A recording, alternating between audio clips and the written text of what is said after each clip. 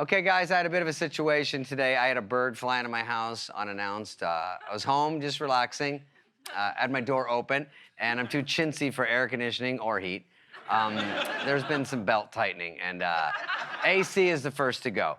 So while I'm relaxing, sometimes birds fly in my house, and at first I was scared because I didn't know what was going on. I thought it was a burglar.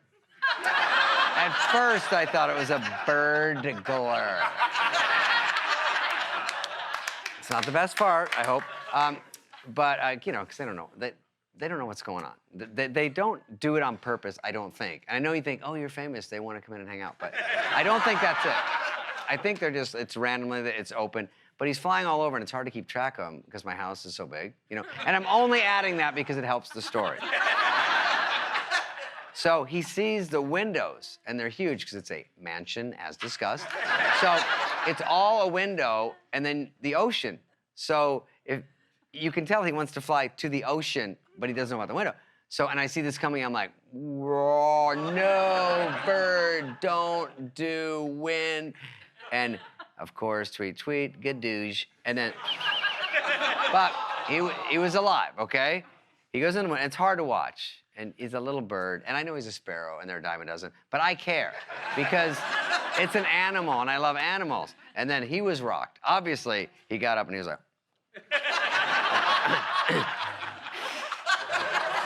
like, oh shit, dude.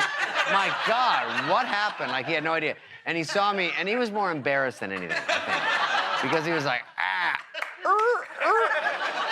And then he's ruffled, but then he's like, boing, boing, boing. You know, birds are, and he's like, and he doesn't even know where he's going. He's like, I wanted to go there for something, but he couldn't, you know, remember. He was discombobulated, for sure. Easily CTE at minimum. You know what I mean? Like, we didn't have to wait 20 years for the testing. This is live CTE on the spot. So I want him to go back out to nature, great guy syndrome. So I go over to the Arcadia door to open it. Of course, it's like 12 feet high, unusually high, you know. It's a mansion. So I'm like, and it's all lats, and I open it just a little bit. But then I go over and stand behind him smartly because it's a trick.